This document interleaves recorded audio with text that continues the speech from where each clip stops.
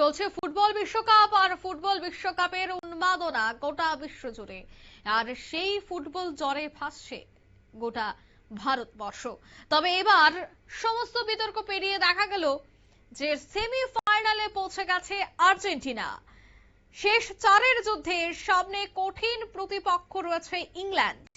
মেসির ঝলকের দিকে তাকিয়ে গোটা বিশ্ব। বিস্তারিত সেই বিষয়ে জানবো। টেলিফোন লাইনে যুক্ত হয়ে গেছে বার্তা সম্পাদক দেবব্রত চক্রবর্তী। দেবব্রত দা, মেসির দল এবার সেমিফাইনালে, তবে সামনেই রয়েছে ইংল্যান্ড, একটি কঠিন প্রতিপক্ষ। আর তাকে মোকাবেলা করতে আর্জেন্টিনা কতটা এই মুহূর্তে প্রস্তুত, কি জানতে পারছো? প্রথমে যে কথাটা বলতে হয় তা হচ্ছে বিভিন্ন সংবাদ মাধ্যমের শিরোনামে এখন যে বিষয়গুলো রয়েছে সেগুলো হলো তোমার সুইজারল্যান্ডকে সহজতম দল হিসেবে তোমার বলা হচ্ছে, তোমার এই মেসির দলকে। এটা কিন্তু খেলোয়াড়ি মনোভাবের ক্ষেত্রে মোটেও আশানুরূপ নয়, কারণ এই বিশ্বকাপের বিশেষ করে যারা নকআউট পর্বে যায় তারা কোনো দলই কিন্তু মোটেও সহজ দল নয়। সুতরাং যে বিষয়টা তুমি বললে মেসির দিকে তাকিয়ে আছে গোটা বিশ্ব, অবশ্যই তাকিয়ে আছে। এই এই সুইজারল্যান্ডের বিরুদ্ধেও কিন্তু মেসি মাঠ করেছেন, যদিও তার পা থেকে গোল আসেনি, কিন্তু সবকটি গোলের ক্ষেত্রে কিন্তু তার অবদান ছিল। তবে অবশ্যই 10 জনের সুইজারল্যান্ডের প্রতিরোধ ভেঙে সেমিফাইনালে পৌঁছেছে আর্জেন্টিনা, এবং সামনে ইংল্যান্ড। প্রথম সেমিফাইনালে ইংল্যান্ডের বিরুদ্ধে নামবে মেসির দল আর্জেন্টিনা। এই প্রথমবার ফুটবল ইতিহাসের বিরল রেকর্ডের সাক্ষী হতে চলেছে তোমার বিশ্বকাপ। শেষ চারে জায়গা করে নিয়েছে ফিফা র্যাঙ্কিং এর শীর্ষ 4 দল, আর্জেন্টিনা, স্পেন, ফ্রান্স এবং ইংল্যান্ড। তবে ফুটবল বিশ্বকাপে সব দল একই রকম পথ পেরিয়ে ফাইনালে ওঠে না, এই ব্যাপারে কোনো সন্দেহের কারণ নেই। কে কতটা দুর্বল প্রতিপক্ষের বিপক্ষে খেলেছে তা নিয়ে অনেকের মনে বিভিন্ন মতামত থাকে। কেউ কেউ মনে করছেন তুলনায় কমজোর দলের বাধা পেরিয়ে শেষ স্টারে উঠেছে তোমার আর্জেন্টিনা। তবে এইভাবে বলাটা আমার মনে হয় সঠিক নয়। সুবিধাজনক সূচি, একের পর এক ম্যাচে বিতর্কিত সিদ্ধান্তের সুফল চলতি বিশ্বকাপে এবং আর্জেন্টিনা একটা পক্ষ অভিযোগ করছে যে ফিফা এক প্রকার দুর্বল হয়ে পড়ছে আর্জেন্টিনার জন্য। না দেখো, এইভাবে বলাটা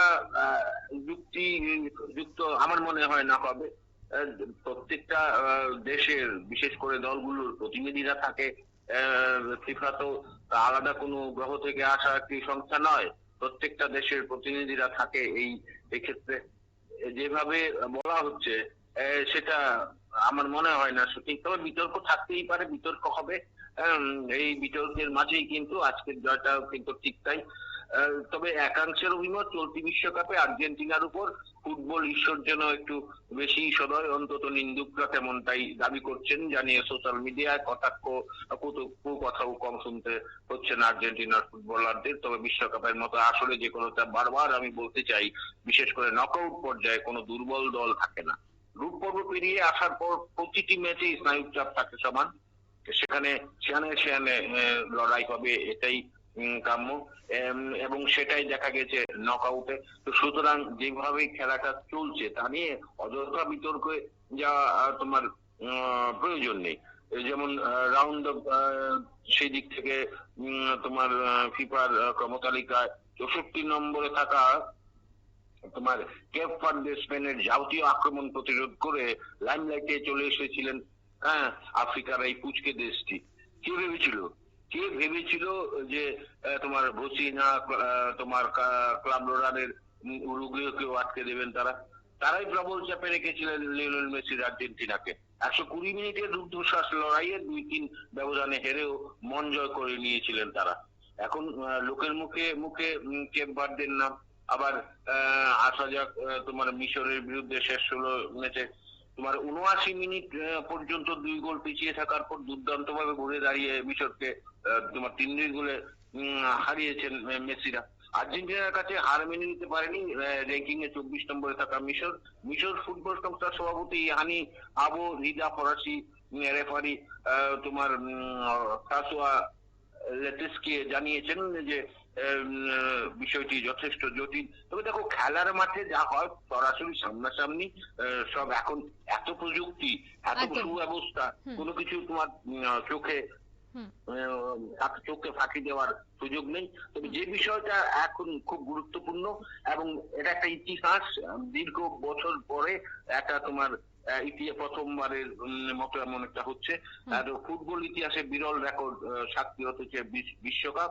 শেষ তোমার শেষ চারে জায়গা করে নিয়েছে ফিফা র্যাঙ্কিং এর শীর্ষে থাকা 4টি দেশ।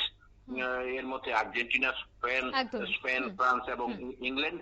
এবং যথেষ্ট যে প্রশ্ন তোমার ছিল যে হুম। কতটা শক্তিশালী প্রতিপক্ষ ইংল্যান্ড আর্জেন্টিনার সামনে, তা কিন্তু যথেষ্ট একটা কঠিন। তবে একটা বিষয়, একদম। মেসি হুম। কিন্তু হুম। সবার ক্ষেত্রে এই জায়গাটা একটা আলাদা করে দিচ্ছে প্রতিটা ম্যাচে। একদম, অঙ্কিতা। একদমই ধন্যবাদ। অর্থাৎ মেসির ফুটবল দাপট গোটা বিশ্ব জানে, সেক্ষেত্রে মেসির ফুটবলে জাদু গোটা বিশ্ব জুড়ে ছড়িয়ে রয়েছে। তবে প্রতিপক্ষ ইংল্যান্ডের বিরুদ্ধে মেসির কি জাদু এবার দেখবে গোটা বিশ্ব, তার অপেক্ষায় রয়েছে ফুটবল প্রেমিকরা। নিয়ে নিচ্ছি ছোট্ট একটি বিজ্ঞাপন বিরতি, সঙ্গে থাকুন।